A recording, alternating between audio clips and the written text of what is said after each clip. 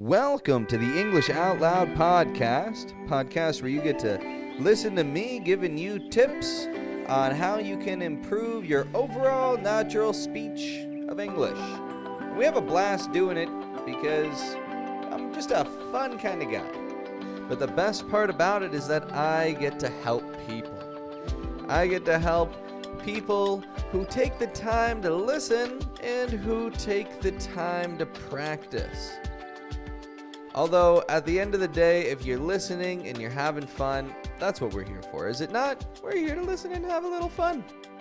But today I got a doozy for you. Today I've got for you suggestions in pronunciation. A little bit more on pronunciation today. But these tips on pronunciation are going to be all about a couple of sounds. The sound I and the sound E. The sound I is what we find in the words this, it, fit. Whereas E is the sound that we find in the words these, eat, feet. Now you can hear there's a little difference there, right? It, eat, fit, feet. But the trouble is, people all over the world mix these two sounds up. So today I want to challenge you to listen for this sound, and I'm going to give you a little bit to work with so that you can catch it yourself. This is a good one. As you can see, it's not too hard. I, E, I, E. I can do it at will. And by the end of this little chat right here, it'll be at least a little easier for you yourself to do it at will. So let's work on this together and see what we're working with. Now, before we get into that, I'd like to mention why this is important exactly. So I got a student of mine. It is a Latin American person, and every once in a while, they want to skip some classes. Skip. Has a short I sound, right? Skip. Skip. But here's the thing. When they told me that they wanted to skip classes, I heard that they wanted to keep. Because here's what she said. Let's skip. Let's skip the classes. Skip the classes. You hear what I heard? Let's keep the classes. This is such a common difficulty for people. Keep. Skip. Let's keep. Let's skip. Oh my goodness. So difficult. So this is something you want to adjust to right away. Because, well, this particular student ended up getting charged for classes accidentally. And you know something? I'm willing to bet that wasn't the first time in her life that she herself had trouble for mixing up the sounds. It is such a tricky one to get around. So let's see what we're working with, and let's work on this one here together. So the short I, long E. Here we go. You see, the difference between these sounds is in the pressure of your tongue against your teeth. That is the key here, in the amount of pressure that you place on your teeth.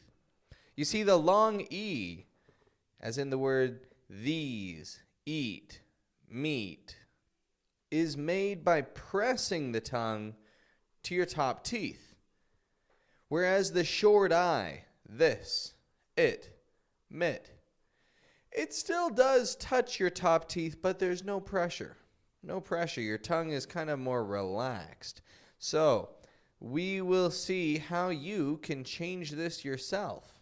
Okay, so regarding pressure of your tongue on your teeth, what I'd like you to do is to repeat after me this sound. E. E. While you make that sound, I want you to focus. Focus on what your tongue's doing. E. E. Just let it go into position and make that E. If you're doing what I'm doing, you're making the same sound as me, E, then you have the back part of your tongue making pressure against your top teeth. You know, really pressing there, kind of strong, E. However, if I make this other sound, eh, eh, eh, I have my jaw a little bit wider open. My mouth is a little wider open. My jaw is a little more relaxed. My tongue is also more relaxed. As a matter of fact, there is no pressure. If I go, eh, eh, eh, my mouth is not wide open at all. E. Very close together. And my tongue is pressed against my top teeth. These. But now this one here, a little softer. This. Not so much pressure against the top teeth. This. Now, a lot of people right now may be mixing this up with another sound and maybe going more like this. Now you're close. You're very, very close. But that is more of a short E sound. We'll talk about that another time. But the point is you're opening your jaw a little too much if you're getting a sound like eh. Listen to this though. E. E. You see that first one, I've got my jaw a little more open. Whereas when I go, my teeth are a little closer together, a little closer. And then when I go, E, my teeth are real close together and my tongue makes pressure against my back teeth. E. Try that out. E. You don't want to be opening your mouth wide for this. You just got to have it relaxed and let it go. This would be a lot better if I had video, which I will. I will have video. That's coming. Video is still coming. I've just got to buy some stuff. Sooner than later, because Christmas is coming. And maybe I can get some of that kind of stuff for Christmas. That'd be nifty. Anyway, video later. Right now, short I, long E. Not a lot of pressure. E. Strong pressure. Now, here's what I'd like you to do. For one, I'd like you to take the time to repeat these words here after me. These. This. Eat. It. Feel. Fill. Sheet. No, come on. We're keeping it clean here. We're keeping it clean. However, you can imagine the opposite of sheet. Ooh, well, if you were to have a short I there by accident, you might get some trouble because you might say something a little bit rude, something that you may want to avoid saying in public.